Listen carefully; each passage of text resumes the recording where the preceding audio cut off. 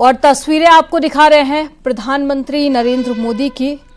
जो कि इस वक्त कार्यक्रम में पहुंच चुके हैं। और आज करगिल विजय दिवस मनाया जा रहा है, 25वीं वर्षगांठ है और इस मौके पर प्रधानमंत्री नरेंद्र मोदी भी शामिल हुए हैं कार्यक्रम में। और ये तस्वीरें कारगिल युद्ध। तो प्रधानमंत्री नरेंद्र मोदी आज 25वें करगिल विजय दिवस के मौके पर द्रास में करगिल युद्ध स्मारक पहुंचे हैं और प्रधानमंत्री नरेंद्र मोदी आज बड़ी सौगात भी देंगे। और साथ ही ये तस्वीरें आप देखिए जहां पर प्रधानमंत्री नरेंद्र मोदी श्रद्धांजलि दे रहे हैं और लद्दाख के द्रास की ये तस्वीरें आपको दिखा रहे हैं। करगिल वॉर मेमोरियल भी जाएंगे प्रधानमंत्री नरेंद्र मोदी। तो सीधी तस्वीरें आपको दिखा रहे हैं प्रधानमंत्री नरेंद्र मोदी की, जो कि करगिल युद्ध स्मारक पहुंच चुके हैं और शहीदों को याद कर नमन कर रहे हैं।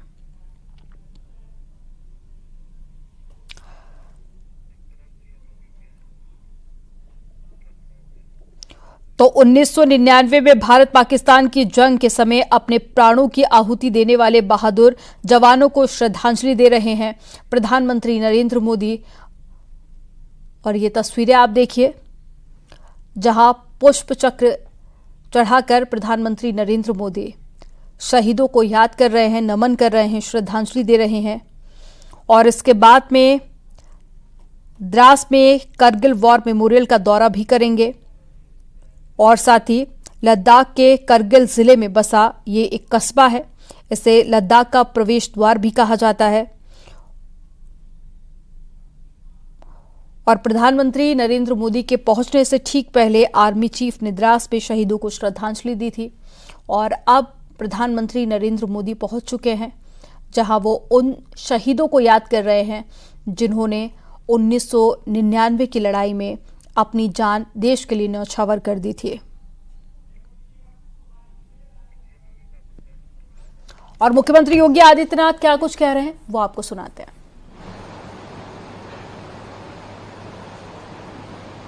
आज के समारोह में कारगिल युद्ध के दौरान अपने अदम्य शौर्य और साहस से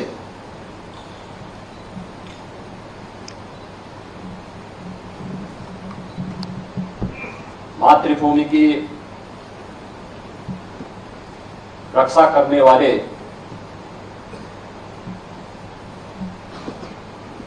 उन बहादुर जवानों के परिवार के सदस्यगण, हमारी वीर नारियां और जिन जवानों को या जिन अधिकारियों को यह अवसर प्राप्त हुआ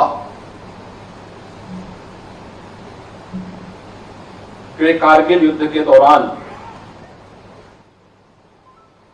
मातृभूमि की रक्षा के लिए उस अग्रिम मोर्चे पर जाकर के एक सैनिक के सर्वोच्च कर्तव्य के निर्वहन के लिए अपने आप को समर्पित कर रहे हैं, ऐसे हमारे सेना से जुड़े हुए सभी अधिकारीगण,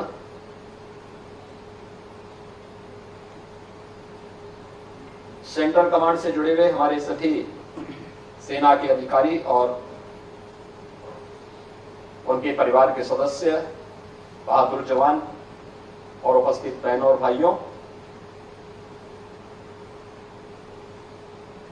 ये मेरा सौभाग्य है कि कारगिल विजय दिवस के अवसर पर आज मुझे उन वीर नारियों का सम्मान करने का अवसर प्राप्त हुआ जिन्होंने इस युद्ध में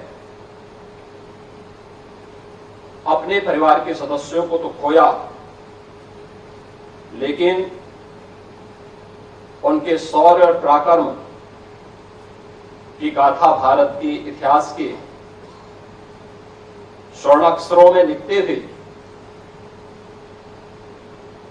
जिन्होंने मातृभूमि के लिए अपना सर्वस्व बलिदान दिया है, मैं इस अवसर पर भारत माता के उन महान सपूतों को विनम्र श्रद्धांजलि अर्पित करते हुए युद्ध में अपना योगदान देने वाले सभी जवानों को, भारतीय सेना के सभी उन अधिकारियों को, जवानों को, उनकी स्मृतियों को नमन करता हूं। हम सब जानते हैं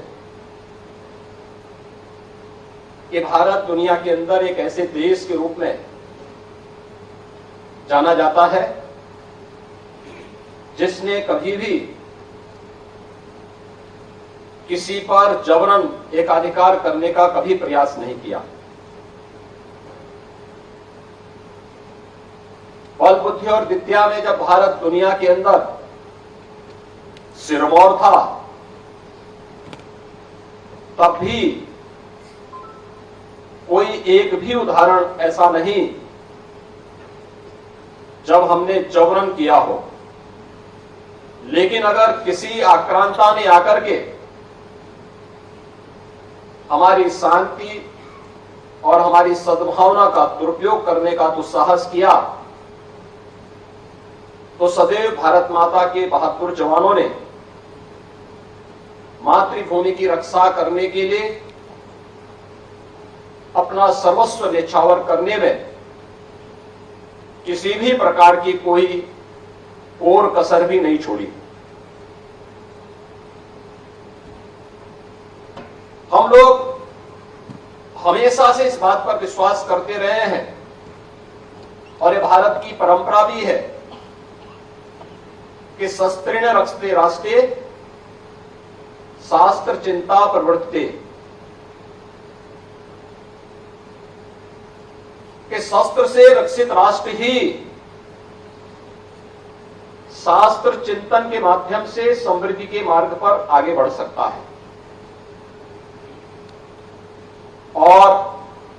यह आजादी के बाद के हर युद्ध में हमारे बहादुर जवानों ने देश की सीमाओं की रक्षा करते हुए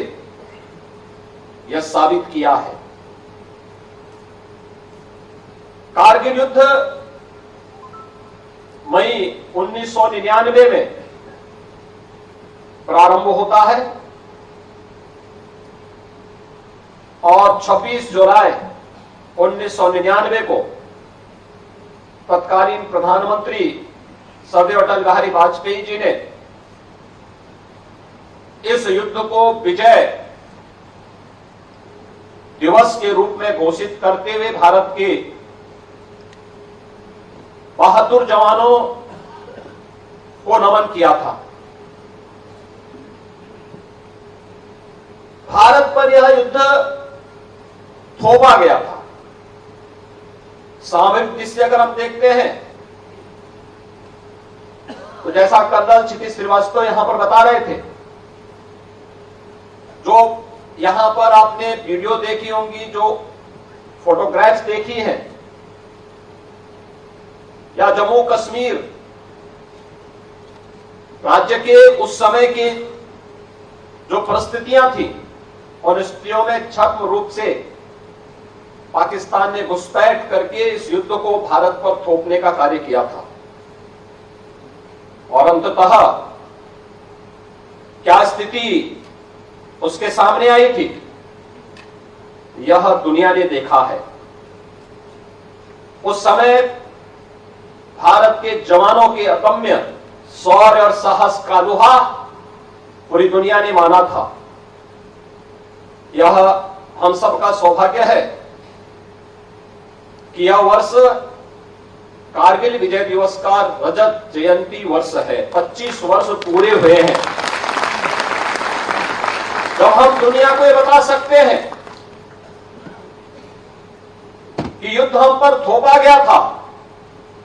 लेकिन दुनिया की कोई ताकत, कोई दुश्मन हम पर युद्ध थोप सकता है, लेकिन परिणाम हमारा बहादुर जवान तय करेगा। और यही हुआ था, यही देखने को मिला था कि परिणाम हमारे बहादुर जवानों ने अपनी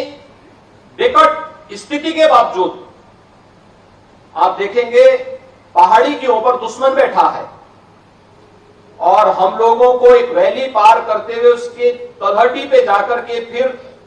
वहां पर उस पर अपना कब्जा वापस लेना है। तो हमारे लिए विपरीत परिस्थितियां थी, लेकिन दुश्मन हमारे बहादुर जवानों के सामने कहीं ठहर नहीं पाया और युद्ध के परिणाम के बाद जो स्थिति हम सबके सामने थी, यह उत्तर प्रदेश का सौभाग्य है कि हमने युद्ध में अपने कई जवानों को शहीद होते हुए उस दौरान देखा था। लेकिन युद्ध के परिणाम के बाद यह हम सब जानते हैं, कैप्टन मनोज पांडे जो लखनऊ सैनिक स्कूल, जो देश का पहला सैनिक स्कूल है, इस सैनिक स्कूल के छात्र जिन्होंने अपना जीवन प्रारंभ किया और